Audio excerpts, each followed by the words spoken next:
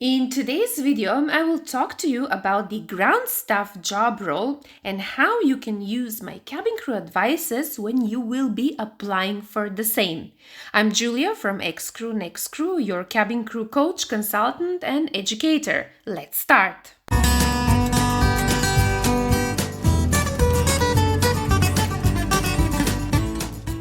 It is very obvious that the ground staff and the cabin crew jobs differentiate by their work environment. The ground staff works on the ground for an airline or a company at a particular airport, in which we can mention ticketing as one of the basic functions of a ground staff team member. And on the other hand, we have the cabin crew who are working in the aircraft thousands of miles above the ground, where they are sure that all the health and safety measurements of the passengers flying with them are taking in place. Moreover, when it comes to the cabin crew job, they also serve meals and drinks to the passengers depending on the duration of the flight and, of course, the airline standards. In other words, we can say that the cabin crew are the people who fly on the airplane with the passengers, and the ground staff are the people who get the passengers and the plane ready for the flights, and we can mention over here ticket sales, airplane fuelers, baggage handlers, and more. Continuing on further, I would like to mention that the cabin crew are one of the unhealthiest jobs in the world, or the profession of a cabin crew is one of the unhealthiest jobs of the world. With an overall unhealthiness score of 62.3 out of 100, the cabin crew job is among the top 10 careers that have the greatest negative impact on workers' health, and this is alongside with the vet assistants, anesthesiologists, and several other careers in the dentist industry. This has been looked while evaluating 6 major health risks, and I would mention the health risks like exposure to contaminations, exposure to disease and infections, exposure to hazardous conditions, exposure to radiation, risk of minor burns, cuts, bites, and stings, time spent sitting, and frequent change of time zones. Even on a normal routine flight, the cabin crew come into contact with some pretty nasty stuff, if I may say.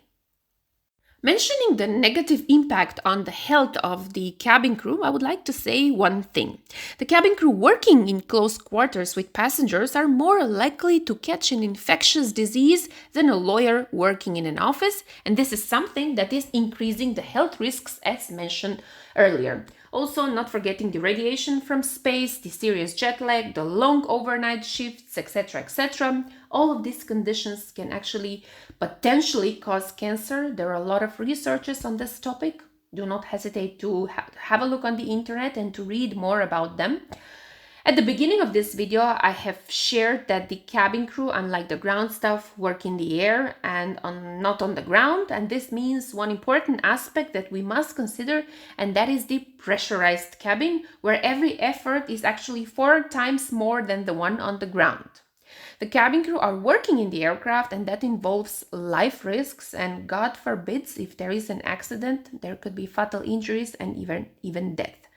Unlike the ground staff, the cabin crew are trained to handle all challenging situations for the simple reason that they're the only source of help at 35,000 feet. This help means being the eyes and ears for the pilots to ensure that they keep them informed for everything that is happening in the cabin, to be there for one another as colleagues, and also to be there for the people that are paying their salaries, and those are their passengers.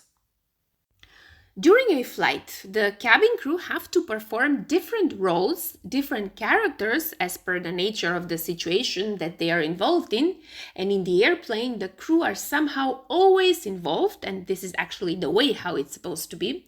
So at one point, they would have to be as caring as Mother Teresa for a sick passenger on board, a first aider when medical help is required on board. In another situation, the cabin crew must be responsible and as tough as police officer. And this role is where whenever there is, God forbids, a fire, turbulence, technical fault, an evacuation situation, or a disruptive passenger, or worst of all, there can be also a hijacker on board. These situations that I have mentioned earlier on the ground are different story. At the airport, we have a clinic, we have the paramedics, the police is there, and any assistance that is required is different scenario in terms of availability and correspondence to the same. Ladies and gentlemen, Under no circumstances my intention is to downgrade the ground staff job. All I have shared over here and I'm sharing is based on my knowledge and my experience as a cabin crew. During my flying career with Qatar Airways, I had a chance to work on the ground for 2 months and I have been able to observe how the operation and the work of the ground staff goes. What I would like to share with you is that both the cabin crew and the ground staff are respectable jobs and both represent an airline and they're both are brand ambassadors. But for obvious reasons that I have mentioned earlier, the cabin crew are paid more comparing to the ground staff jobs. Both of the careers are an important part of the aviation industry and this involves interacting with the passengers and helping them equally. Both careers have their own specifications, their own advantages, and their own disadvantages. When I was working as a ground staff at Hamad International Airport in Doha, Qatar, one of the advantages of being a ground staff at that time is that I don't have to travel so much as when I was a cabin crew. Therefore, the health risks that I talked are not as high as the cabin crew job ones. Also, I have observed that there are no such requirements when it comes to the height and weight, so the BMI requirements for the ground staff are different. But what is tough in this job is that you're usually not allowed to sit. You will have to stand for hours unless you are working at a reservation counter, let's say. Other benefits would include the travel benefits that the ground staff and the cabin crew, both of them have it. Both would have a medical insurance, yet this depends on the company that the grounds that you're working as a ground staff and the airline that you're flying as a cabin crew. The disadvantages of the ground staff job is something called rotational shifts, which also can be exhausting and can be long hours, and the payment system is also something different. The salaries for ground staff, as mentioned, are lower and there is limited growth opportunities.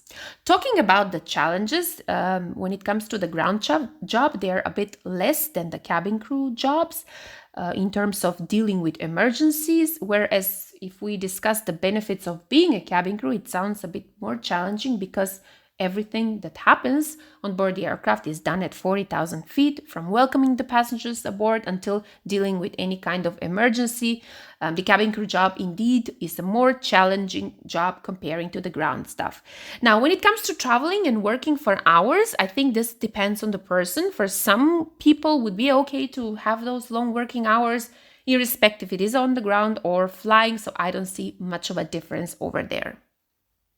When it comes to the disadvantages of being a cabin crew, beside the long traveling hours, which is something individual for everyone, over here there are strict grooming standards and also fitness standards, which always needs to be met. And even it's written in the non-negotiable rules and regulations that the candidates should be both in excellent health and fitness. At the end, I would like to say that both jobs, when it comes to the cabin crew jobs and the ground staff jobs, are similar. The difference is just that one does it on the ground while the other one is on the sky. Which one is better is something that directly depends upon the choice of the person who's choosing these careers. Both careers are challenging and both careers are important in their place. And I think it's about time to share the cherry on top of the cake for this video, and that are my advices over here on my social media content, on my YouTube channel, on my webpage, on my Instagram account. Everything that I share with you, is it applicable if you're a candidate who's applying to be a cabin crew, to be a ground staff? Instead of giving you an yes or no answer, I would like to elaborate what one candidate that is applying for a ground staff position should possess, what a candidate should develop and display in order to be successful during the recruitment process. One of the most important skills that the recruiters for the ground staff jobs are looking is called a problem-solving skills. My YouTube channel has a separate video in which I'm explaining to you the technique that aviation employees are learning and using when it comes to problem solving. Link of that video is going to be in the description box below this video, and in that video you will learn the format how to promptly resolve passenger queries and ensure that all passengers are satisfied and served on time. Ladies and gentlemen, for those of you that are interested in job as a ground staff, you should be able to understand and display outstanding interpersonal skills with an aim to achieve excellent customer service, to perform excellent customer service, which constantly will be meeting the goals and the vision of the company that you're applying for. Ultimately, outstanding ground staff candidates should be able to display skills that will give an assurance to the recruiters that they can make every passenger comfortable, safe, and well informed, let's say on flight schedules, aircraft delays, weather concerns, or other factors that may affect the passengers and are part of the different ground staff job descriptions. The ground staff requirements, or some of the ground staff requirements, would include, let's say, diploma in administration or travel, and this is indeed depends on the company's requirements. Maybe there will be some experience required in customer care, or there are also companies that are hiring freshers as well. And this aspect of the candidate skills is very important, especially to be aware about assisting about the disabled passengers, assistance of disabled passengers, and those with small children. In aviation, we call them special handling passengers. If you have an experience and knowledge on this, this is a very good advantage when it comes to the job role of a ground staff and cabin crew as well. The candidates for the ground staff job must have excellent interpersonal skills, as mentioned many times, also to be well-groomed and to have willingness to work on shifts. That is also, just like the cabin crew job, is a job in shifts. And there are different other requirements as well.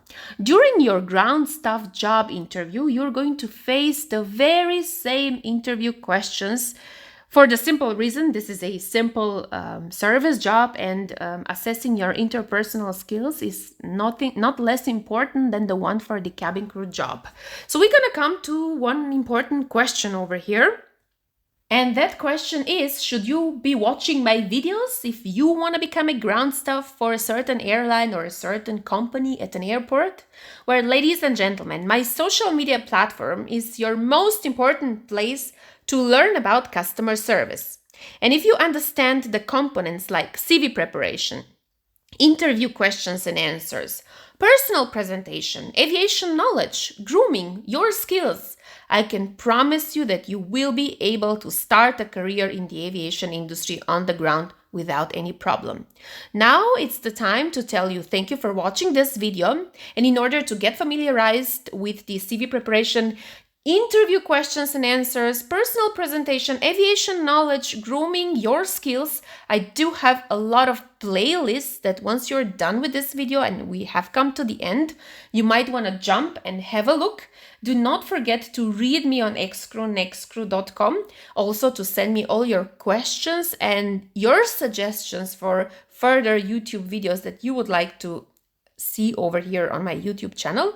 And last but not the least, to help our community to grow, you might want to click the subscribe button.